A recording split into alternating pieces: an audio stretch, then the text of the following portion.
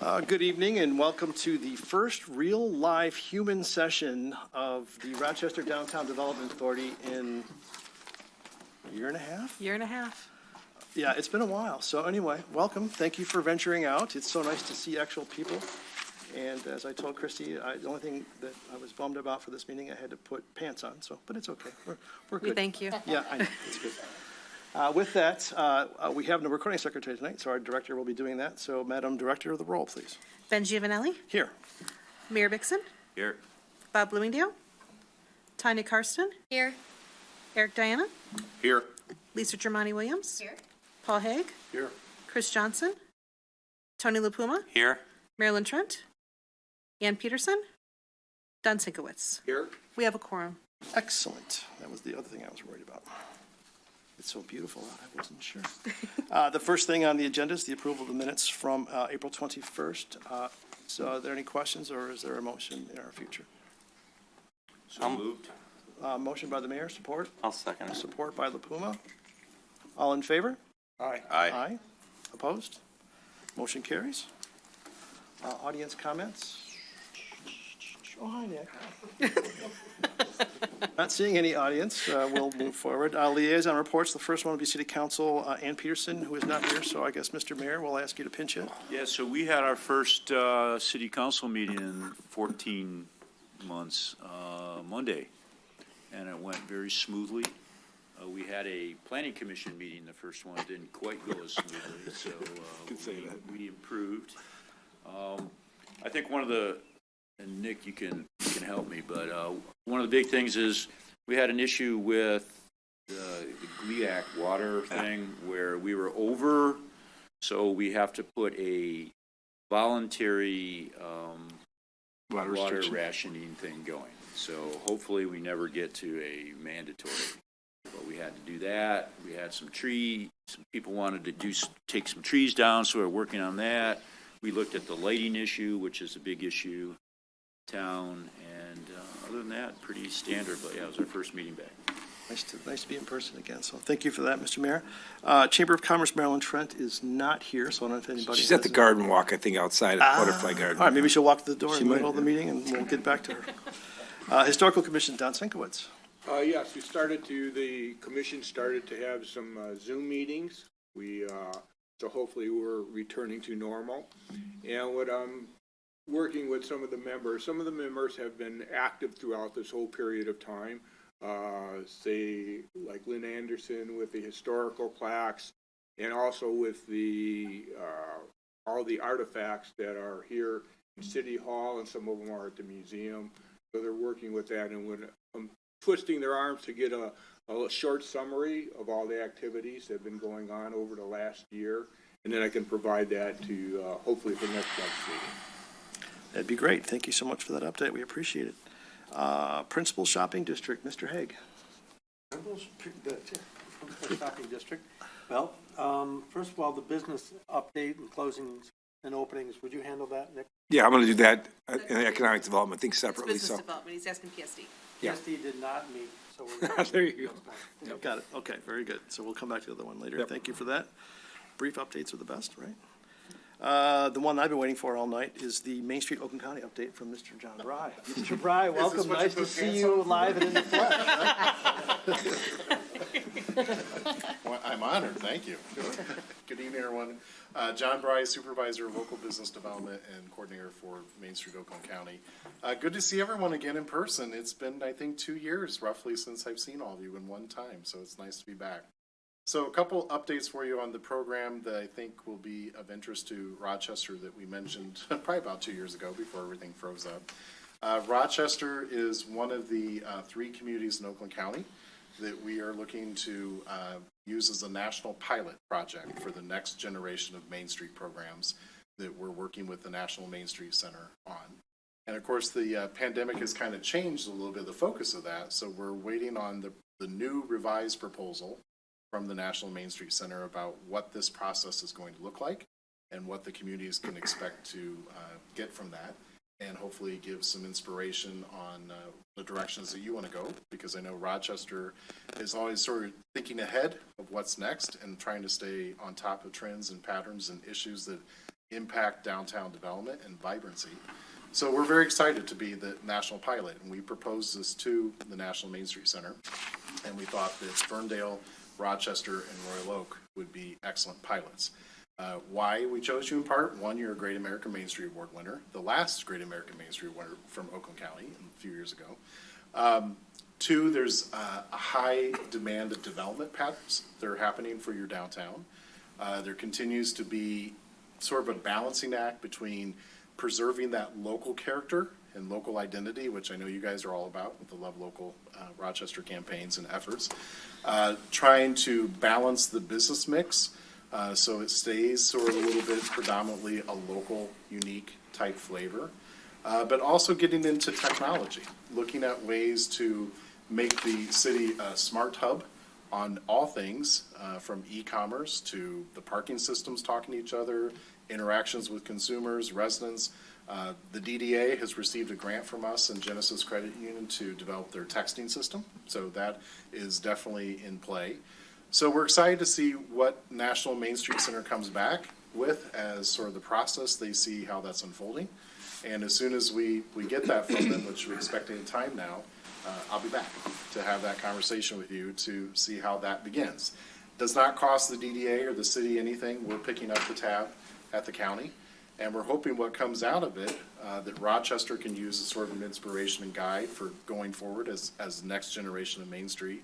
But all three communities were sort of set a new standard that communities across the nation that kind of fit that profile of a Rochester will use Rochester and the other two cities or as a model for their own situations going forward. So very excited about that. It's still on. Like I said, it paused there for a while, but it's still on. As I mentioned, the DDA recently received a Genesis Credit Union Main Street Oakland County grant for the texting system project, so congratulations on that. We're not sure if the Flagstar grant is back this year. We think it is, but we don't know. Everything's a little bit on delayed timing right now. The other opportunity that you have, as you know, we allocate $10,000 to the DDA for what we call technical assistance. And it can be used for a variety of things to benefit the organization or the district. And so Christy and I had sort of a brainstorming session on some different thoughts and ideas. And so the ball is in your court in terms of what your thoughts are, how you want to spend that money. Please spend our money. That's all I can say is please spend our money. In other news, we continue to advocate for ARP funding for the downtown districts. Just received word yesterday that Lathrop Village is planning to make about a $200,000 allocation to their DDA from the ARP funds that they are receiving as the city of Lathrop Village. So we are continuing to advocate for that at the county level. I have had a conversation and I have a follow-up call on Monday with Representative Ellison about things that we feel would be helpful to our downtowns and our downtown management organizations, even at the state level, that we're willing to champion via Oakland County Main Street. So he's very interested in hearing more about our thoughts and concepts on that, so we'll be sharing that on Monday with them. And we continue to have conversations with commissioners and the leadership at Oakland County to consider including the downtown management organizations into the ARP funding too, which is going to take place over the course of 4 years. And I think we are getting somewhere with that. And so two things I want to close: of why we do what we do and why the downtowns are truly economic development organizations. I know sometimes people may not see them that way, but they are. And I'll share with you a little story that I was recently invited to Indiana, and I was asked by the countywide Economic Development Corporation in that county to share with them about our countywide Main Street model. If you don't know, we're the only one in the nation. We're the only countywide coordinating Main Street program in the nation. And they were very curious. They wanted to learn about Oakland County. And they don't have the financial resources of Oakland County. They're not, large metropolitan area. But they want to try and copy the Oakland County Main Street framework to support their 9 different downtowns in their district. And one of the reasons why is the head of economic development told me it finally rang true for him, and why we give the downtowns a priority, whether it's in Indiana or in Oakland County, is because he had a lead of a manufacturing company that was coming to the area and offering $25 to $35 an hour jobs. That's a big deal for them, very big. And they had a community that they had in mind for a site, and they were driving the owner of the company through the community, which went right through their downtown with State Highway. And they got halfway through the downtown, and the owner of the company told the head of economic development, "We're done here. We're not putting a company here," because of the way their downtown looked. It was not vibrant. It was shabby, run down, vacancies, infrastructure, not good. Not a good first impression. So now is a good time to remind everyone and reflect that the downtown Rochester that you have now was not always that way. 20 years ago, go back in time, it was not that way. What happened was commitment, investment, vision, hard work, strategy, implementation, and everyone locking arms to make that happen through the DDA, through the city. So if you don't think people are judging Rochester or make choices about investing in Rochester, living here, opening businesses here, even ones that are not in the downtown, you're kidding yourselves. Because they are. And I think you can ask any realtor in the area that some of the most desired real estate, not only in Rochester, but across Oakland County, are requests for housing close to a walkable downtown. Nothing stays on the market right now very quickly, but especially true in the downtown areas. So they're hot. And in our own strategic plan, recently adopted by Oakland County and all 21 county commissioners unanimously, within that strategic plan, the Main Street program and the downtowns are constantly cited as important economic development hubs for the county. It's a ripple effect. We are now in a war of talent, even more so than what we were 2 years ago. People judge if they can get their companies to stay here, if they can get their talent to move here, to locate here, to look at here, in part by their quality of life. The amenities that it has to offer to them, their families, shopping, dining, recreation, housing, schools. The downtowns are a big, big part of that. So now is not the time to let off the gas. Now is the time to reflect and think about where you're going from here for the future of Rochester, and continue to invest in it. Because if you don't maintain it, it will reverse. I've seen it in cities across the country that unfortunately don't have the resources we do. So from the little town in Indiana of 6,000 people who lost a manufacturing company that would have been significant for their economy because of how their downtown appeared, lesson learned. That rule of economics is still very much at play. The calling card of your entire community is downtown Rochester. That's what they think of. That's what they see. Those are important anchors that they know. So keep going. Think about it. Think about how you can continue to support that and invest that, because I can tell you, rest assured, at the county level, myself and the whole team at Main Street Oakland County continue to push on your behalf. And we're not going to stop, because we know the value and the work that you do and the impact that it has on this entire county as well as your city. From sales tax, from property values, it ripple effects beyond the borders of that downtown. So we're not going to stop. So I'm asking you tonight, you don't stop either. Keep going and keep looking for ways that you can reinvent and be cutting edge and support what you're trying to do. Look really hard, because there are competitors all around us in the metro that will gladly take our place if we decide it's too hard or not worth the investment. So don't let that happen.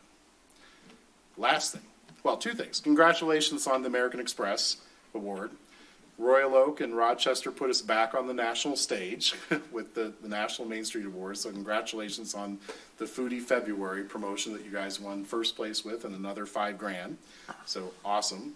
And the last thing, I think it was a couple years ago, you guys were talking trash to me about how many times you've been accredited consecutively. Well, yeah, okay, you've been accredited again As you know, when we do the accreditations with the National Main Street Center, we always look back to the year before. So even though it's 2021, this is accreditation for 2020. And the downtowns, and Rochester particularly across the county, rose to the occasion.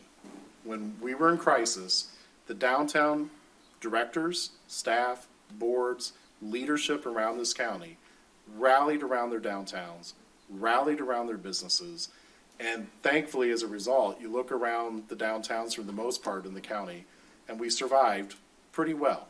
You know, the businesses that were somewhat marginal going into the pandemic did not. But overall, the downtown survived pretty well. And that's another reason why they're hubs of stability when everything else is falling apart. So that's why we put emphasis and importance on them, because they remain hubs of stability. So the downtowns did well. You guys rose to the occasion. A lot of other communities and downtowns did as well. And from business support, from promotion, from marketing to PPE, from grants to whatever you guys could do or support that we could funnel to you from the county, you guys are right there at the front lines doing everything you could and taking advantage of everything you could. And that helped make the difference to remain that connection. So thank you for doing your part on the Rochester front to help the downtown businesses and the district survive. So with that, without going through all the tedious details of all the accreditation criteria, let's just say you meet them and exceed them. And my privilege tonight for you guys to be the first community I've been back to in person in 2 years, and the first community tonight to receive their accreditation in Oakland County from Main Street. So you're the closest one. So I'm going to give the plaque to you. And if you would, I'd like the mayor and all you guys to do a quick huddle for me up there, because I'm going to take a picture, Chris, or wherever we're convenient for you. Christy, I'm getting a picture. Where do you guys want to go? Nick. I'm I good. think he wants everybody like. Yep. Yep, I want to get you all in there. You all deserve this. Oh. Team photo, come on. Yep. Everyone wins. And it's 16 years. Come on, in Nick. second. Oh, 16 years, sorry. Not that I'm counting. But No, it- not that you're counting. Not that I'm counting, but that would. John, come on. Oh. Now I got to figure out the best place, and I'm going to have to follow you. You gotta come and be in the middle with me. I'll put the short guy in the middle. Let's see how. You need to be in there. Chrissy, aren't you getting in here? I was gonna Yeah, you need to get in here. Nick, you can take Christy's got to get in there. No, yeah, Christy's gotta get in Yeah, there. no, you gotta She's get got in a way there. better phone than me, though, so. Mine's made by Mattel. At least it's not a flip phone. Close. Christy, get in there.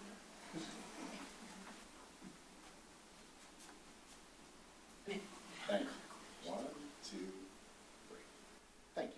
Thanks, everyone. Thank you. Congratulations. Ben, I tried to match with my skirt. Yeah, we're good. And as always, my last comment, Effort just to get up there, huh? you guys need anything, want to talk through anything, pick the brain. You know, I just don't talk to Christy. The door's open to all of you. So please, just keep in touch. You know, email, call me. Christy has all my contact info. But the door is open for all of you. We want the relationship to be with all of you, the community. Christy's important. We know she's important. I know she's important. But we also want to keep in touch with all of you too. So feel free to ever have a conversation. Just call. Absolutely. Thank you. Thank you. Well, wait, John has one more thing. Can you tell them about your new position with the I county? was gonna say, speaking of promotions. Oh, okay. So, back with the Ice Age. So, I'm now the supervisor of local business development, but I am still the coordinator of Main Street Oakland County. With some reorganization at the county that took effect at the beginning of this year, kind of end of last year, there's now a local business development that's housed in the planning department, which is where we've always been. So now we're planning in local business development. And I've added a couple more folks from our team from the former One Stop Shop, Eric Phillips and George Vanetis. And Eric has done some office hours with your businesses here in Rochester as part of that. So we're sort of redesigning how we're going to do local business support, especially to micro businesses in the downtowns. So one of the things that we're asking for the communities to supply to us are your perspective, your top 5 to 10 businesses in your downtown districts that you really, really want to retain. They're really, really key to you. So we would like to continue to engage them, do a deeper dive, even if they don't need anything right now, just to know that the support is there. So local business development, we're going to be doing some road shows with some basic business training aspects. Those are set to begin in the middle of July. There'll be 9 of them around Oakland County. So, be a lookout for that. And we're working with the Small Business Development Center more and engaging them more and getting them involved. So local business development, and something I'm very excited about, we started a conversation last week with Oakland University, and we have proposed to them creating sort of satellite Main Street resource centers. I call them mom and pop shops. They call them something else, but we're on the same thing. So we're looking to strategically place those satellites of Main Street small business support centers strategically in the downtowns around Oakland County. Looking to place 5 to 6 of them, sort of serving sub-regions. And Oakland University is taking the lead on applying to a grant. We'll see if they get it. I think we've got a good shot for $2.5 million to implement this process. So it's going to have a ripple effect and impact on Rochester. But the goal is we're looking to bring more of our business services, local business support, directly to you, to the businesses, to the communities, trainings, workshops, things of that nature. Main Street is still in my wheelhouse. I'm not letting that go. So Main Street is part of that local business development setup, and it is the main flagship program of local business development yet with the new realignment.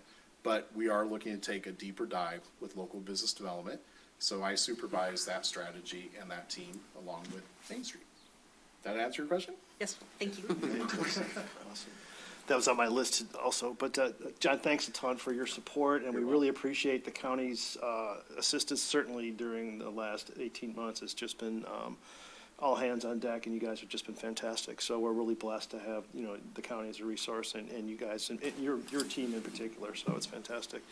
I will say that the DDA was formed, the TIF was formed in 1983. So in the early 80s, if anybody remembers what it was like in downtown Rochester, it's significantly different today than it was then. So your point is well taken. That's why the TIF was formed. So the original TIF, and then it was expanded, I think, in 96 or 95, something like that, the smaller piece. But yeah, so anyway, thanks a ton for your support. And anytime you want to come and bring free money, we're happy to have you on the agenda. Really working, like I said, you're my favorite person to bring. As long as I know there's money coming, I'm really trying to get you some more too. Yes, absolutely. So thank you for that. And thank you again for the support you guys did in volunteering on the stabilization grant committees and making those calls for the sub-region. For the reopen kits that we distributed 15,000 of those. You guys at the DDA were the drop point for those and distribution for those for Rochester. So thank you for helping us get those out into the hands.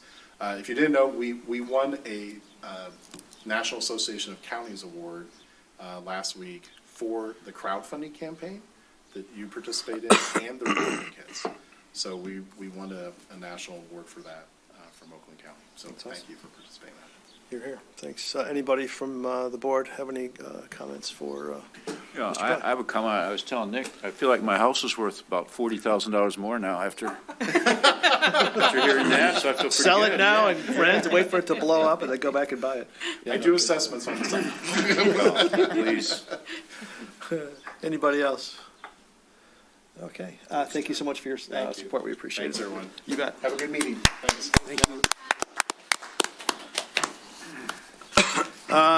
Okay, with that, keeping the theme of the evening, economic development.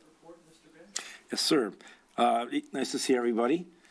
This morning we met with business development face to face for the first time. So this time nobody's in here. This is the second time except for Christy. So all good news. It's amazing. We have a new building official, right? Relatively new, 6 months, and he was hoping to work 3 days a week. Things should be slow. And at 8 days a week, you can't keep up right now. So it's residential, it's commercial, it's everything. Even with the prices, as people know, a sheet of OSB was $4 a year and a half ago, and it's $44, $50 actually yesterday. It's insane. So having said all that, we're crushing it, building permits, activities, inspections, residential, commercial. But so I wrote down some of the projects that are going on that directly affect the DDA, so I'm going to just kind of rip through them. So I'm kind of starting at the north end of town, if you will. So at north, between Ferndale and Glendale, that vacant property's been there. 2 homes were taken down. Greg Schneider bought it. It's been through the planning commission 3 times now, 4, because it doesn't matter. He came back because his architect kind of screwed something up. They're about to break ground. 10 brownstone stacked townhomes in 5 different buildings, $1.2 million apiece. Not even flinching, building those in this market. They won't last long. Pine Street, right here, 3 condos above it, $1.2 million to $1.6 million. 2 condo offices below it. The guys who built it, Wolverine, decided to buy their own condominiums and move their headquarters there. So that's all taken care of. You see what Doc's doing, Doc Atala, at 134 University. So he gutted the upper floor, would be like the second floor, and the basement, lower floor as he likes to call it. And it's 26 apartments that are a pretty affordable rent structure for Rochester. Our building and fire guys have been through it a lot. He's getting close to being done. Egress windows, you can see he put stone on the front of the building. He's really jazzing the whole thing out. It's phase 1 of the Paint Creek site that he calls it. And they'll be occupying pretty soon. That's 26 units, maybe 50 people, 2 bedrooms, 3 bedrooms, 1 bedrooms. They'll be living and be able to walk downtown, which is outstanding. So we're excited about that. So he's called the Paint Creek Village. He's also, if you saw some signs just a little prematurely pop up on his property showing like phase 2. So he wants to build a building next to the karate studio. And then as an infill building would be retail on the first floor, residential above it, and then kind of wrap down, believe it or not, between the 2 buildings where Silver Spoon is, put another building there that's all apartments. So residential is hot. And he's reinvesting in his property there. Speaking of Silver Spoon, Mayor was last night, the event. So I think they celebrated, the mayor honored them for 10 years in business. Not all in Rochester, but they're here now. So I think that was their 10-year anniversary. That was quite a party. Was it? They had all kinds of entertainment and food and stuff. Cool. So, Yeah, they've done well. They said that their business is 4 times what it was in town as opposed to Rochester Hills location. So obviously that's good. And look at their location. Technically, it's tough to find them, but they've done a good job business-wise. And like the mayor said, that's what I was told, the same thing, 4 times the business, which is outstanding.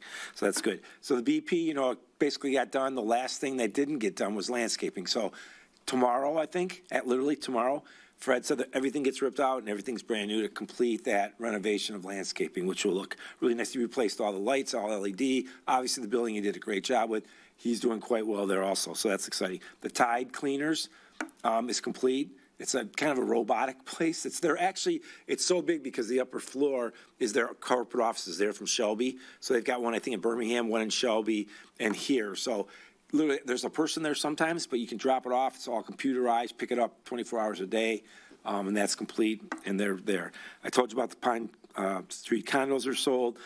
There's 2 more units at Romeo in Maine that are left. I just talked to Kevin Johnston today, and 1 more, and then he turns over the association to, he turns over, the condominium association to the owners with 1 more sale. So he's only got 2 left. Because of that, we have to buy a little sliver of the corner. So we're going to relocate Romeo, kind of cock it in 2024 when we do North Main. We got the county and the state to agree, let's wait and do it once, not twice, and realign that roadway so it's kind of better configuration with Dairy Queen. Albertson becomes a one-way the other way, and we'll do all that at one time. We have grant money. We don't want to lose it, right? So they agreed to let it go off to 2024. So we're purchasing that from Kevin. The Great Frame-Up kind of quietly went away, so we have a vacancy there. Boutique Angelique is vacant, but we've got somebody in town that would like to be in the throes of everything. I'm going to leave it at that. It'd be a very good move for them to move their store from the edge of town into downtown. So that one's pretty much spoken for. Mike Blake is finishing his renovation. He's a realtor. He's doing, his building was going to be 2 stories. He ended up just renovating 1 story and completing that. 407 North Main is going to the Planning Commission meeting, I think for the second hearing next meeting. And they're going to put, that's the card shop. So don't be alarmed if you see the card shop close. He's moving into the Friendship Factory who had left. And they're going to stay in there until they renovate the whole building. Outside, historically, it's a renovation. And then putting extending the second floor and extending the first floor in the back, putting a carport, making a quite spectacular apartment, 2-bedroom apartment on the upper floor, and then matching the facade basically to do Lou Molnar's. That was put in there where Kevin Stewart is at and Hello Fancy. So that's going to take place now. You'll see scaffolds. They're going to put a tunnel on and they're going to try to do it in 45 days so they can get off of Main Street, let the lights go up on that building. So he's going to do the facade first, then finish the inside. So that's pretty exciting. He said it's okay to say he did $4.1 million in sports cards memorabilia last year. That little store, between everything he does, $4.1 million. That's outstanding. That's a cool little business. So it's all a niche that who knew it was there. Saint 1881, which is the old church. I know. Who would have known Pokemon was that good, huh? So Saint 1881, Liz and Armand, who own the Brunch House restaurant, or who run that, they purchased the church across the street. It's a European coffee cafe, and then at night it's kind of like a little speakeasy, craft drinks and stuff. It's kind of a meltdown place where I don't think they're going to have internet and stuff in there. That's how it was set up. So you go, chill out, talk. That's what they're kind of doing. It looks very European. They're just about done, and it's a labor of love. It's pretty incredible, and they hope to open late summer. Chapman House, probably will go back to the Planning Commission. Shouldn't giggle. One more time, Jeffrey Danzig, who owns it, is going to try another rendition of it to be just a banquet center. So for like weddings, et cetera, not be a restaurant again and just do that. We've got some little bit of issues. We have to worry about sound and traffic and things like that. But Jeff's out of the box thinker, and now he's coming back and going to go to the Planning Commission and ask for the use really to be changed to a banquet center. And speaking of that, the Village Shoe-In, the Thibodeaus that own that forever passed away, the mom and dad, and the son is, he looks 20 years younger than me, but he's 1 year older than me, and he is the most energetic human I've ever met. Christy and I went and met with him, and he was about to just say, sell that in the House of School of Rock, and he's very, I'm going to call him spiritual man, and he's a deep, deep guy, and his mom basically inspired him that he's going to keep that building and what he's done to the inside himself, 14-hour days, 17-hour days, he said? 7 days a week, 14 hours a day. He's basically gutted it himself, redid it, and if you go in there, it would inspire you to do something spectacular. We're trying to talk him into a retail incubator, or it would be a world-class building for an architect to be in. It's just so open and light. He found the original windows from the church behind walls, just tucked in behind drywall, and it's incredible. It's huge. It's absolutely huge. So he's inspired to keep it. He wants to call it, like, I think his mom's name, Marion, I think. So Marion's Hall or something like that. Yeah. And he wants it in her honor to keep that something local and intimate for the community. So I think that's outstanding. Mike Jones, I think it's called Michigan Realty. He moved in and took the Olive and Vinegar space. So he's a local realtor and rented that space, and he's doing that on his own. Le Macaron, Yep. Hardest thing to say ever. The gentleman took a buyout from GM, and now he's going to be in the macaron business. He said, not macaroon, it's macaron. So they're just about done. Yep. And Macaroons, macarons, two different things. Yep. So we're looking forward to that. It's a really cool little boutique place also. The Gateway Center looks like they've abandoned it. It's just the opposite. That was power washed. They have to finish the 2 ends. Planning Commission for the third time heard that rendition, and we agreed with stone on the outsides, and then they'll finish the parking lot. The spa that's in there's killing it. Lettuce is about to open. They're hiring people right now. Kerry Roop decided to downsize, so he still has his gym in there. Kuman's still there, and they, if you saw it, they found the old Yates mill shop. That was what was under that facade. So now they're going to touch up the rest of the bricks and keep it in historic nature versus making it too modern. They had come in and the Planning Commission was like, that, it looks like Big Beaver, the way they had done it. How about we rip everything off and see what's under there? And sure enough, the brick was under there from the Yates Millwright place, so that was kind of cool. Chief Financial is under construction. That's half in Rochester Hills. They're going at it hard, which Tom this morning said maybe, September, October, they could be ready to go. They're trying to partner up with Yates Cider Mill to make a community room, kind of a satellite of Yates. It's got to go to the Planning Commission because it's a little bit different use of the building, but they're going at it. Tony Randazzo got approved for 126 five-story building at the end of Walnut and First. Got approved. Now he's that close to getting a CLOMAR. It's a when you have to deal with the floodplain and the floodway, you have to go through the feds and adjust the CLOMAR so you can move dirt, etc. Very complicated. He's just about done. So as soon as he's done with that, he'll start moving dirt. And he said he's ready to build, even with these prices, he's ready to build the first phase of that project, which again was 126 apartments and then 17 townhomes along the trail, just off the trail by the river, down at the bottom of the hill. James Riley, who owns a collision shop, it's up for sale. That's the good news. He put a sign up, but everybody that offers some money, he says no. He's stuck well north of $1 million. So we'll see how that goes. Then he says he's going to come back to the Planning Commission and just do what he's allowed to do, a 3-story building instead of a 6-story Royal Park there. But we've heard that a few times, so we'll see. Chillin, that was right by Chomp.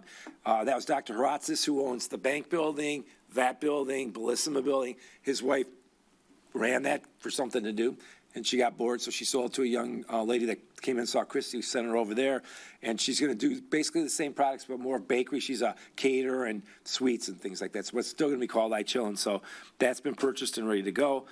Upstairs from Lytle's, a group of office guys, we'll call them. It's kind of like a share space, workspace, but private. You buy into it, and then they also just happen to have golf simulators and putting greens and things for them to do when they are bored doing their job.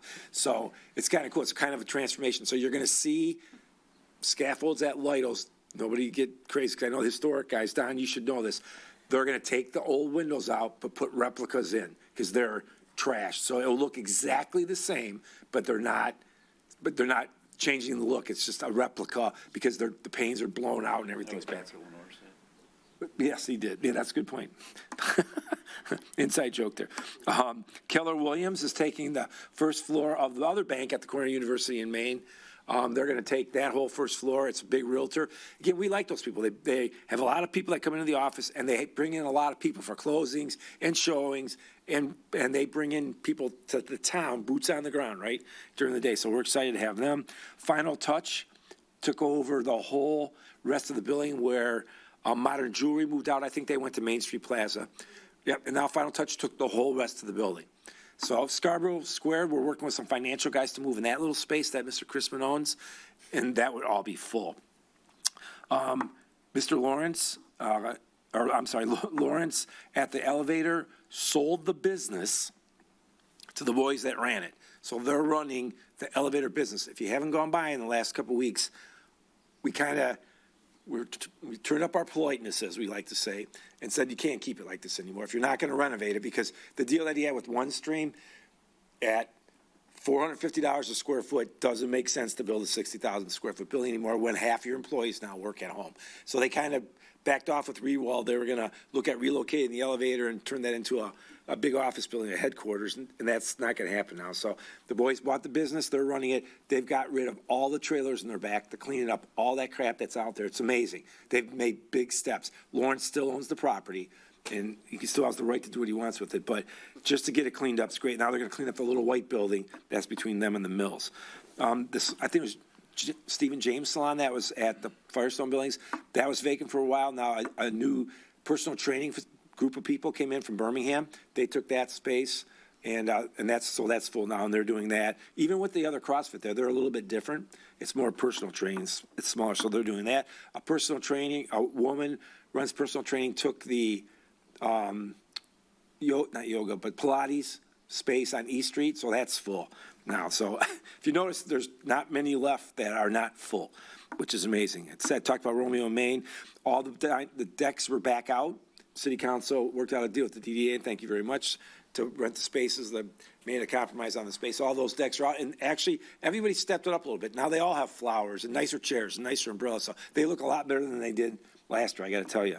And then all the outside dining went in, including Danny Bologna went to MDOT. We got him an approval to put his couple little tables like he used to have there. It's pretty crowded right there around the well, but it still adds to the ambiance of everything. So everybody's is up and running now. First phase of the sidewalks were done in downtown, all the dangerous stuff. Now they just finished my neighborhood on the west side. Ben, they're in yours right now. Yeah, I know. It'll be okay when it's done. It looked like World War III in my neighborhood. It does. It does for about a week, and then it gets better. And then today, they were over here, ripped out all the extra cement around the butterfly garden here, if you noticed that. So we took out a lot of concrete that made no sense. We kept paths for the runners for all the runs that we have in town.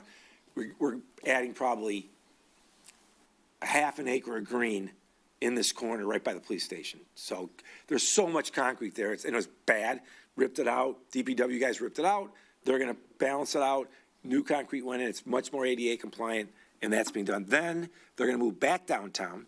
And with what you guys authorized a couple meetings ago, $150,000, every bad sidewalk in downtown will be done within a month and a half. All the bricks that are collapsed, all gone. All new sidewalks behind Sargent. We took down trees along Pine, if you notice, but we're taking that. So those were the big locusts that were up in the wires. All those came out without a peep from people, which amazed me. But the extra ribbon between the sidewalk goes down at an angle to the street. All that's coming out. We're putting grass in there. So now you green that up as you come into town, and we can pop a few more trees in also. New trees behind Sargent. There'll be some new trees put back there. The city tree committee committed to planting 50 trees on public property, and they were trying to get 50 trees on private property. So we're going to look at every little bump out in the parking lots downtown and plop another weeping cherry or something there just to get some elevation and green it up a little bit. So I've been doing inventory on that when we're doing that. So the sidewalks will be done soon. Oak and Mahaffey, part of that is your money, the capital money you set aside. This little stretch right out here is in the DDA.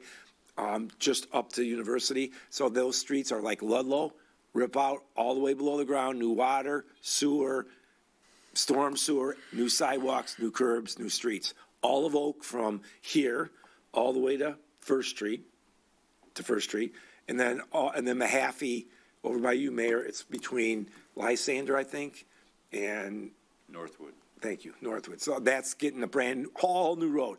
Complete streets, rip them all out and do them. So that's exciting. And then lastly, we're in the throes of the master plan. Now, some of you were involved in that. And we're going through, we had our first public meeting, and then we had the same virtual meeting just to talk about housing and what people think about the housing situation and traffic and stuff. So we're going to try to wrap that up by the end of the fall. So you'll all be part of that. That whole section's on the vibrant downtown and the master plan. So, yep. So it will ramp up now pretty quickly here through the end of the summer and into the fall to complete that. So I think that's it. Cool. Questions? Lots going on. Any questions for Mr. Bando? Yeah, one of these issues, or I should say subjects in the neighborhood, I live on West Third and Wilcox area, is obviously the Rochester Community School site. Right. Okay, that's fair. All right, so here's what we know. I probably should have brought that up. So I'm going to speak for the mayor on this one. I don't think he was as happy as either of us weren't that happy that one day a realtor called me. I'm on TV, right? So I'll try to be kind here and said, hey, I need a zoning letter that says this certain building can have administrative school offices. Okay, give me an address. Oh, it's on DeQuinder. Huh. Wouldn't be the Latica Corporation, would it? Yeah, I said, well, you mean you just want a letter that says you could have offices there, right? No, I want a letter that says school offices. I said, well, are you going to tell me who the tenant is? I'm going to write you a letter that says offices are permitted. We don't say school offices. So we would have appreciated the schools, reaching out to us a little bit easier because we're there to support them, right? We're partners in this whole thing. Anyway, so they kind of quietly bought the Latica Corporation building. They're moving their headquarters into there, which now frees up the admin school here. And they've been around a long time. They get it that that's a very deep-rooted building in town. I can tell you that before they bought that building, they looked at the cost to renovate this, and it's north of $30 million. It's insane. It's almost I don't even know that you could save the frame of it. It's really bad on the inside. So we've had numerous developers who say, I convert schools to condos and lofts and stuff. So that's great. They have a committee, go to the schools, work with them. I could almost guarantee that's going to stay residential because it's zoned R1, which is just regular residential anywhere else. So somebody could plat it, put homes there. If they wanted to do anything more dense, they would have to come to the planning commission and city council for rezoning, et cetera. They've committed to be partners with us to talk about what could we do historically to save it. Is there a way to save part of it? I don't know, but it's going to be a while, I think. So there's no news on that yet, if I will, Mayor. That's just going to be a major controversial. It is. Because I've had people, you know, oh, I hear there's $1 million houses going in there. No. I hear there's townhouses. I hear there's an art center. I hear, you know, I mean, it's just. And we've heard nothing. So. Yeah, so they have not sold it yet. School district. Right. The school district has not sold it yet. And they're not really consulting with us. I guess they don't have to. No, And they don't. And that's the interesting part. And when Letica gets bought, it comes off the tax roll. That's a pretty big building. So, in their defense, they're like, well, this will go on the tax roll. And again, that doesn't matter. We can't stop them. At my former, when I was in Southfield, we had 38 schools and we had 87 churches. They don't pay taxes, but they have lots of people that go there. So you always try to find that balance. But again, as government, we can't control that. They bought the building, they get it. And I'm sure it's probably a great place for them, quite frankly. But what's the tax delta going to be, do you know? don't know. If everything goes right and it's a reasonable residential, we would be better. They'll pay more than Letica did. Right. And the good news is that's in the district, right? No, it's not? outside. No, Oh, I not in thought the it was. DDA anyway. So from our perspective, I know we've had some communications from folks that are concerned. We don't own the building. It is Correct. literally the hottest political hot potato there could be in town. I think to a person, we all want to see, we all have our feelings as to the historical significance of the building and wanting to see it sort of, not change a ton. But it's not owned by us. We really have no say in the matter. The only thing that we do have say in would be if they had to get it rezoned. But to Nick's point, it's R1, so that means it can only be residential. So that narrows the amount of options that have, anything else would have to go before council to get approved. But I don't know, it's too new into the process. I don't think we have enough information yet to kind of see, but nobody in this room or this building really has any control over that at all. It's owned by the school district. And the one thing that I asked Nick about the tax delta is that what happens, because Letica's going to come off the tax rolls, Right. and this one's going to go on. I was curious if Yeah, it seems like it should be. we crunch the it should be a math. good If it's thing. going to be a push, then it's, tax-wise, it's not going to hurt the city, but The problem is it's the psychological people, part that's going to hurt. people, They assume it's us. they assume They that do. we have Yeah. control over it. And it's the same as Solaronics.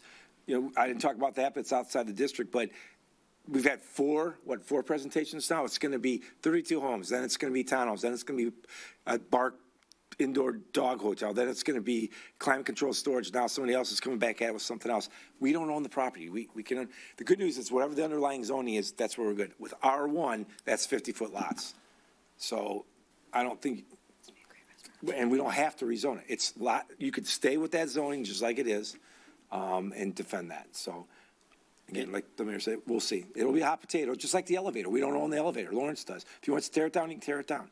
But we'll see what happens. So. Well, the school, we don't have, we'll have the blowback, but it's not, it's going to be the school district that's going to be responsible for whatever decisions are made. It's their building, and that's the way it goes. So hopefully, I think to a person over there, they recognize the significance and they want to make sure that they're going to tiptoe the line. Yeah, the school's been, Yeah, the schools are not be very careful what I say. They're not very responsive. I know. They have a lot of other issues going on, so, their concern, I don't think is that high on what goes in our city there. Yeah, for sure. we're committed to work with them, and we'll have good dialogue with everybody in the public. Don, we're going to do everything we can to encourage them to do something that's honors what's there. I think the comments that I heard that surprised a lot of people is that the city of Rochester virtually has no say in what happens to that. the We- property. the I mean, they building, can and so sell it forth. to whoever they want. Now, they have to come into our, and, if they wanna build, super Bigfoot houses or something, they'd have to go through planning commission and, special projects and stuff. So, I mean, we have say that way. I can guarantee you the city will use every tool in its quiver to make sure that it direct the process as much as possible. We always have creative problem-solving in this building, and I've been super proud of that over the course of time, so. Is that it, Mr. Nick? Okay, great. Master plan update. So so this item actually is a little bit more, not as expansive as what Nick was talking about. So on June 3rd, myself, Bob Bloomingdale, Tom DeLuzin from the bank, OPC, the mayor, I think Mayor Pro Tem, Rochester Hills Public Library, OPC Trailway Commission, we were all sort of part of this Zoom meeting. And the topic of the meeting, this is tied to the master plan, but it was review. The agenda was downtown connections. So we're going through the presentation, and Leah Dumochel from Beckett and Rader, who's doing the study for the city, this was like the downtown's part. And the discussion, as we were sitting there, I to be honest with you, I kind of started figuring that it would be just, I wouldn't have a lot of involvement, and I could just, fire up a glass of Cabernet and just kind of sit there and watch. But as it turned out, it just totally was, hey, wait a minute, hey, wait a minute, hey, wait a minute. So I don't know, the discussion was very robust and great, but the main function was, the agenda was downtown connections. Goal was to use recommendations of the master plan to develop a non-motorized network and strategy to connect users of the Paint Creek Trail, Clinton River Trail, and Rochester River Walk to downtown. So it's trying to funnel people off the trails into downtown. So we were going through the discussion on that. Chief Schettenhelm was awesome. He had a lot of really great ideas, being not just the police chief, but also an avid biker and also the mayor as well. We were talking about, ways to get people to get off the trail and to go downtown. And once they do that, where do they need to go and what routes ought they be taking? Where can they park their bikes and whatever? And so anyway, it just started getting into some really, one question begged another question. So I told Leah, I said, this is great. We were dealing with Water Street, the Gateway, the Water Street, South Street, the former paper mill site, Paint Creek connections, and getting, signage and getting people off the trails into downtown. So I had recommended that Leah come before the board here, so I could have her give you guys the same pitch that she gave us, and then start getting feedback. So we all have sort of feedback in the process, because it's a huge issue, certainly for us. As the DDA, I explained that, our job is to, create, get people to come in and spend money in downtown and enjoy the downtown amenities as much as possible. So it sounds more like a marketing effort for us, but there was also a part that was, public safety and biking and I don't know if you guys have been to Ferndale or Royal Oak, but they have these green bike paths that they've carved out on the road, and then whatever. So all I know is I try like psychologically just don't go on the green, don't go on the green, don't go on the green, to get a $200 ticket. We kind of left it at, I wanted Leah to come here and present to the board, so you guys kind of knew what was going on, have some feedback, but also too, I think the administration and chief had some homework with respect to different routes we could do that and get biking in. Chief Schettenhelm had expressed some concern about sort of generic bike rack stations and how they're not used. People that are avid bikers like to have their bike at the place where they're having dinner so they can sort of see it.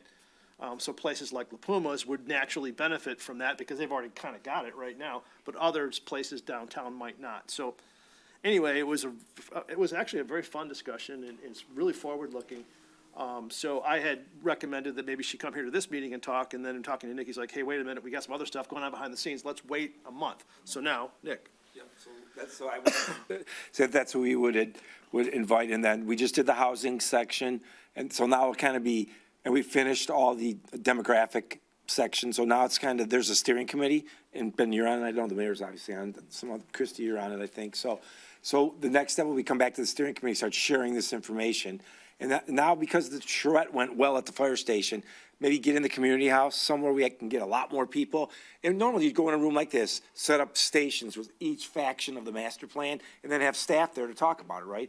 And then you get one-on-one talk, and you get, instead of somebody dominating a meeting or pushing their opinion on somebody on Zoom, which can happen a lot, in person's better. So I think we're going to try to have 2 or 3 more of those over the summer to really invite everybody from the community, business and residents, to talk about that. And then, and I think the key to this master plan, it's not starting from scratch.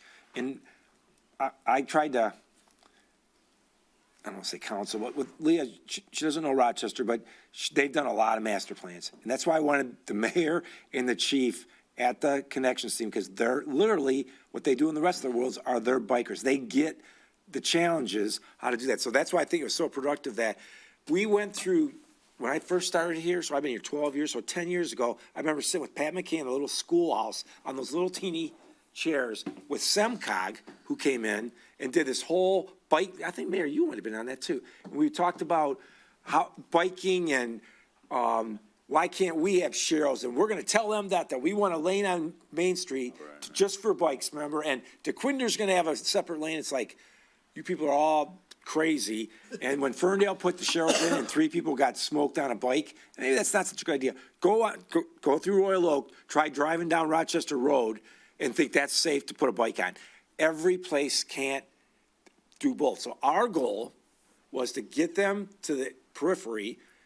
We don't want anybody riding their bike on Main Street. A door opens out, right? You know how many people have gotten knocked off their bike? It's dangerous. We have cars' doors open in. We have impediments. We are get to the place. We built lockers in the parking structures to put your bikes and lock them up and keep them safe. And then go do your thing downtown and then go get your bike. Ben's right. People like to see their bike. They're expensive. Put it on the bike rack or the fence outside the restaurant. That's fine, bless you. That's fine. But we want to be realistic about that. That's kind of the whole master plan. We want to be realistic about some people, we have to have affordable housing. What does that mean? And we've heard experts from the Mosheris to the Suaves telling us that doesn't mean the same for every community. A $500 rent's never going to happen in Rochester. And you don't have to be ashamed of that. You are who you are. So we're trying to make this master plan real, yet be responsive to people. So I think the next phase rollout could be kind of exciting to see what we do. And like I say, wrap it up by the end of the year. Right, so like maybe next month, we'll have Leah come? Yeah. And then she'll come and put the chart up on the wall and show the ideas.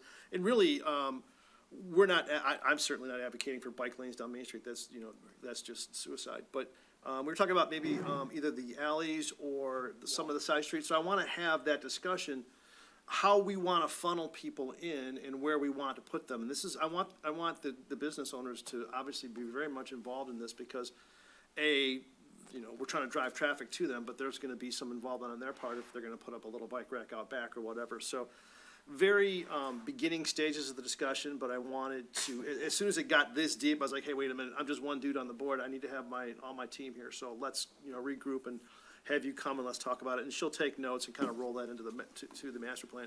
And the good news with the master plan is that we also address zoning issues. So if there's a potential zoning change or whatever, all those things come into play. So, so it's kind of a good time for that. So next month, when you see Leah Dumochel from Beckett and Rader on the agenda, that's what she's here for. So, okay, I think we've. Exciting, because I have a following of people who ride their bikes from Lake Orion to the tea room just so they can eat all their desserts. And then work And then it all ride off, back. yeah. Oh, yeah, that's true. And there's places in Lake Orion, the reverse, that people go have brunch and stuff. Yep. So never have them come here, at least have that option. So not any DUIs on the bike trail for coming back from the barn, I don't know. Is there any other questions on this or comments or thoughts? Okay, so when we see that next month, Leah's here for that presentation, so just a little sneak preview of coming attractions. Donor wall update, Mr. LaPuma. Okay, good news, we sold a couple more plaques. Oh, I think we skipped you, didn't we, Christie? You skipped D. D? Oh, shoot, I'm sorry. I crossed it out. I don't know why I did that. I'm sorry. Come on, this is our first live session. I'm allowed one mistake. I can't have multiple. Outdoor seating grant program discussion, Christie Javaro. Sorry about that. That's okay. So for anyone who's new to the board, my long existing board members, you are aware that at the beginning of all of this, we had created this outdoor seating grant program. So if people wanted benches, so they had outside their salon for people waiting, outdoor dining, things like that. Well, one of the caveats, and that's why I included in your packet, is that number 4 on our list of requirements said, once approved, all projects must be completed prior to State of Michigan moving into Phase 5 of the My Safe Start program. As you may recall, that got thrown out the window many months ago. So we had just collectively said, we're just going to continue this program until we were out of this. But now we're at the point that things are changing, and so I want to bring it back to the board to see if we still want to continue this program, modify it, end it, where everybody was at. So, executive committee totally put it on the agenda, so I will put it to the floor to see what everybody's thinking. I'll say as a merchant that, and as a downtown resident, that I think that the outdoor seating has really enhanced downtown Rochester. I understand that it takes a little money away from the parking fund and things like that, but I think that it's really been a positive to walk downtown and to ride downtown and see all these people outside and they fixed them all up and everything else. I mean, it's a positive move for Rochester to keep these right now. That's what I would say. I received the grant. It was very helpful to us. You know, we improved our deck and our heating system. But do we get any more inquiries on this? We haven't in a while. The last one that we did, I want to say, was Tanya's. I think it was yours. I think she was the last one. Yeah. Yeah, the only person that ever applied for the grant that didn't actually fulfill the obligation was for the gazebo next to River Square right there at 543 Main Street. He was going to redo the gazebo and have a walking path and add benches and things, and that project never got off the ground. But I haven't had an inquiry since winter. So maybe everybody that was going to take advantage of it took advantage of it. It's increased sales tremendously. It was a great because we're a idea. small space anyway, so it just increased our. I was gonna say, have any business owners communicated any sort of wish why they wouldn't want to? You know, the subject came up, and I was talking to a couple of people about, is there enough parking downtown? Are the parking platforms full?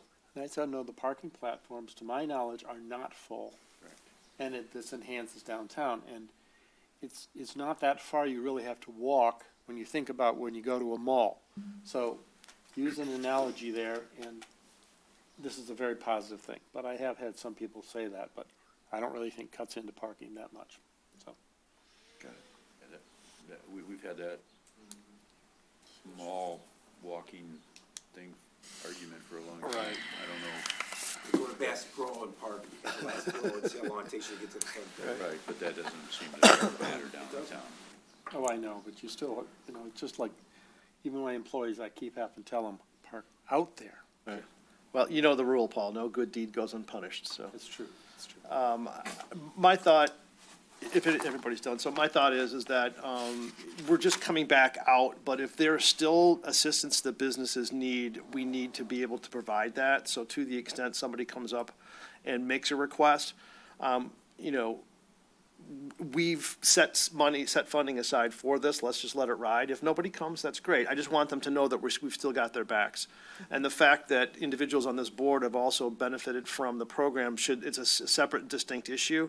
I've heard that before. The DDA is comprised of landowners, business owners, and residents in the city of Rochester. So the fact that, you know, one person has a business in town and still gets one of these grants, that's great. They're hurting too, and we're here to help them as well. So that's been money well spent in my estimation, I think, to a person. People have been very, very happy about it. Last year, we didn't have to deal with paying for parking spots. This year, we are. So from that aspect, I think the city is made more whole, if that makes sense, if anybody else was to come forward. But my take is just sort of let it roll. If anything comes up, it's going to come before the board anyway, right? So we'll certainly hear about it, but I don't know. Do you know how much remains in the budget for it, or is it just kind of lumped together? It's just lumped together with Yeah, all of our okay. COVID response. Yeah, so let's just leave it in there. We're gonna get the request anyway. I want us to be, you know, the fact that everybody's, you know, coming out of the woodwork and we're starting to return to normal, we're not quite there totally yet, so I want us to be 100% supportive. So that's my take. I don't know, did you need a vote or a motion on it, or What I'm just sort of wondering, a? yeah, if we want to do, I don't know if we can just take direction of the board to go ahead and just strike number 4 out of the procedure, because that would then update the program, Okay, because right now it just doesn't make any sense. yeah, got it. That's fine. With that, you would need to have a motion and a support. So If somebody would like to make a motion to either cease the program or to continue it in striking item 4 in the procedure list, and that item 4 says, once approved, all projects must be completed prior to the state of Michigan moving into phase 5 of the Michigan Safe Start program, which doesn't exist anymore. Strike that, and that'll keep it going until we decide it's not going. So if anybody would I'll like make a to. motion. And to what you said, Ben, that Okay. we will strike 4. Okay. And we'll keep the program going. Okay, very good. Second. Support, okay. I think we've got, we're all set. All of those in favor, aye? Aye. Opposed? Motion carries. I had to think about it for a second because it was spending of money and we had to do a voice vote, but this was already just Yeah, sort of we're changing just language in the modifying, yeah. contract, so that's why I hesitated, so I apologize Yep. for that. All right, are we done? Yes, thank Okay, you. sorry. I didn't want to get a shoe thrown at me or something because she's got really They're harder to get off. expensive and heavy shoes. Those babies would hurt. Donor wall update, Tony Mapula. Okay, we sold 2 additional plaques on the donor wall in the past 2 months. So that's an additional $4,000 to our budget. This money is important to us because it helps us do future improvements in town. For those who might be interested, the purchase of a plaque is tax deductible. A little reminder, a gold plaque is $4,000, silver plaque is $2,000, bronze plaque is $1,000, and the benches are $2,000. If anyone has any interest, you can get in touch with Chrissy at the DDA office or come and see me at Lapumasconi Island, and we'll help you through it. Okay, thank you. Absolutely. Get a couple of dogs and a fry and Pepsi. I'll sell them a plaque then. That's awesome. Thanks for that, and thanks for pursuing that, because it's been a huge effort and a lot of heavy lifting, so we appreciate your support in that. Site development update, Tony and Nick? Okay, I know in the last few months, there's been a ton of construction, as Nick was saying, with the sidewalks in town. If you take a walk in town, you go down Walnut, it looks nice, they replaced a ton, West 2nd, West 3rd. A lot of the sidewalks have been replaced. It gives it a nice, clean look. I even walked by 4th Street that we did last year in front of Donna's place on east of the alley there. I mean, what a huge improvement. No hazards out there, so it's good. This is a great example, though, how the DDA partners with the city. I mean, we are helping it, keep a nice, pristine look. And I think that's about it. Yeah, and we're gonna do our site walk, I think, coming up here pretty soon. Yeah, we're gonna do our Christie? site walk June 23rd. Yep. You want me to go into the light poles too, Christie, or? Sure. Right now, okay. And on West University, all the hooks and bells lights are complete. Now we're gonna start on the acorns. This year's budget will be able to purchase and replace 44 lights. So slow but sure, we're gaining on this, Well, we're getting this town, it's looking good, really good. And like Nick was saying, June 23rd, is it 8:30, Christie? It is 8:30, we're meeting at the studio. Yeah, the site committee, we're meeting at the studio, and we do our annual walk. If anybody's interested in going, you're more than welcome to come. It gives us a chance, we look at private properties, we look at public properties, and like I said earlier, we just want to keep our town looking the way it's looking. It's looking great now. With the sidewalks, the new lights, it is really huge improvements, huge improvements. You're here, for sure. Any questions for Mr. LaPuma? Seeing none, we shall move forward. Upcoming DDA meeting items, Madam Director. So at Executive Committee, we started talking about things that we need to tackle next month, but we wanted to give the board a heads up. First off is the election of DDA officers. We are usually do that annually. We didn't do that last year, as many boards and commissions, just because of 2020, everything was a little off. So we didn't do that, but we are required to do an annual election. We have 3 officers for the DDA. We have the chairman, we have the vice chairman, and we have the secretary. So that's Ben is chairman, Tony is our current vice chairman, and Marilyn is our secretary. So think about that. If anyone is interested in serving in any of those positions or continuing in their positions, I'm emailing 2 gentlemen right now. Please think about it and be ready to discuss that next month. So I just want to put that out there for everybody. Second that we'll be discussing next month, Nick, Tony, and I are going to meet on this. This is something that was discussed a few Zoom meetings ago that I think we started goals and objectives, that Ben really wanted to have some type of award in recognition of Bill LaPuma and his status as a community hero for everybody. And so we're trying to put together some type of an award program that would become an annual thing administered by the DDA. So we're working, Nick and I are working with Tony on that, and we're hoping to have a draft to bring forward to the board next month for discussion. And then last but not least, I'm going to defer to Paul a little bit on this, but our business development annual meeting that we typically do in the summertime, we didn't do it last year. That's where Nick goes ahead and kind of does what he did tonight with the economic development of everything that's going on. It's open to the general public, but it's mostly property owners and business owners that attend, just let them know what's going on. And then we usually have a featured speaker as well. It's going to be September 20th, and I'm going to kind of throw it over to Paul to let him give you a little bit more information, and then I can tell you why we're bringing it here right now. Okay, so it's just September 20th, and we're looking for some input on an agenda. And one of the things we're going to be talking about is COVID and what it has done to downtown, how it's changed everything, how it's changed shopping and people's downtown experience versus shopping online and things like that. Any other ideas of what we might cover in that agenda, for that night? So we're going to bring that to July's meeting. So we want people to kind of start thinking about that. For our featured speaker, Tom DeLuzin from Chief Financial has agreed to be our speaker. We figured since he has such a large presence now with Chief Financial coming into town, they're building their headquarters here and they're building that whole campus. We thought that'd be a great person to bring in. He is on hold right now because I told him we were talking to the board and someone might have different ideas. So he has it penciled in right now, but he is open if the board would like to defer to something else. But in the past, we've had Rewald come in when they were working on their building. We had the new CEO at Crittenton come in. We had Paint Creek come in when it was their 50th. So we've kind of been rolling through the community, different stakeholders. I think it's a great idea. So, yeah, that was actually one other side benefit of COVID. Through one of the mayor's committees with the COVID response stuff that you did, we inherited over at the Business Development Committee, Tom DeLuzin, CEO of Chief, and Alan Smith have both migrated to Business Development because that's where we were working on projects and they stuck, so, That's awesome. yeah. The other thing we have to talk about, and I'll just, business development right now, is the downtown Rochester Holiday Expo update. And at this point, the hotel is not allowing us any space. We'll find out. And about the end of the summer, we'll find out, or what? It's not that they're not allowing us, it's that they are not booking anything new, any new business in there because they're trying to manage all the people that had their events deferred last year. And so they are giving them all priority before they take any new bookings.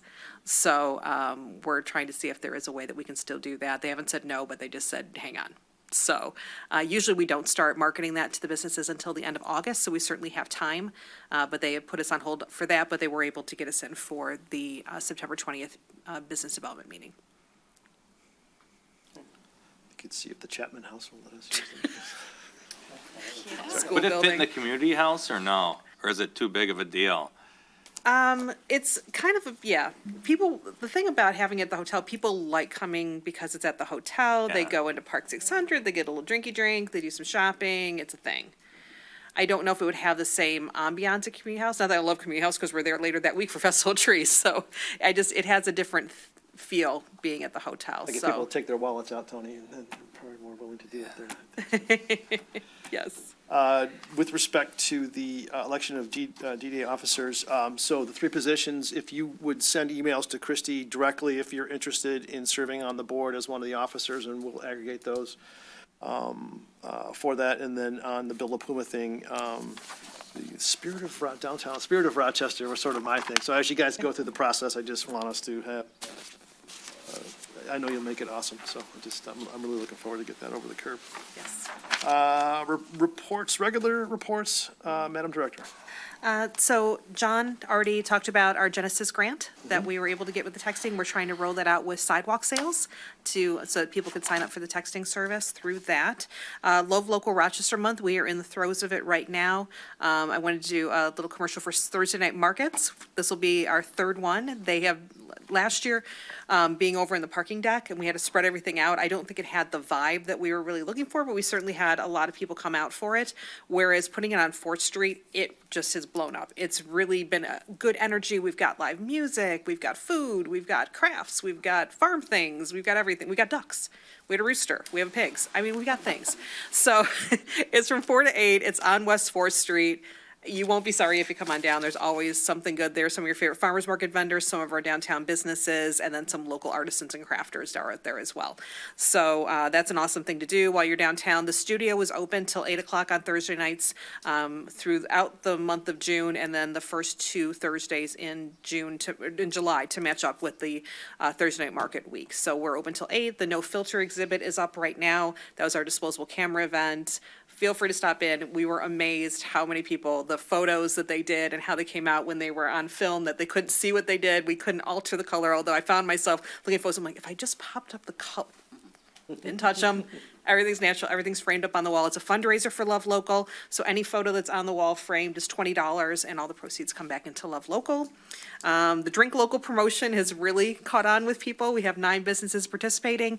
You scan a QR code, you're taken to a Google form, and you vote for your favorite cocktail. And the restaurant that wins that, in addition to having bragging rights, is going to get a quarter-page ad in the Holiday in Town magazine, which is a $700 value. So that's a fun program that we're doing right now. We've got new Love Local merchandise going on. And then one I didn't put on here, but I want to mention is Front Porch Stories are back. Our first one is next week. It's June 22nd at 7 p.m. over at the hotel. We're going to be Creekside. We're using the stage that they use for their vertical concerts. Nick is hosting again, and we will have 3 generations of Rewalds. So we're going to have Bev, we're going to have Frank, and then we're going to have Sean, Jason, and Ashley with us. And actually, there's 4 generations because babies will be there too. But yeah, so up on the stage, we're going to have 3 generations, the Rewald family, telling stories over the years. So What date is that again? that is next week, June 22nd at 7 p.m. We say it's 7 to 8-ish, so. Tuesday.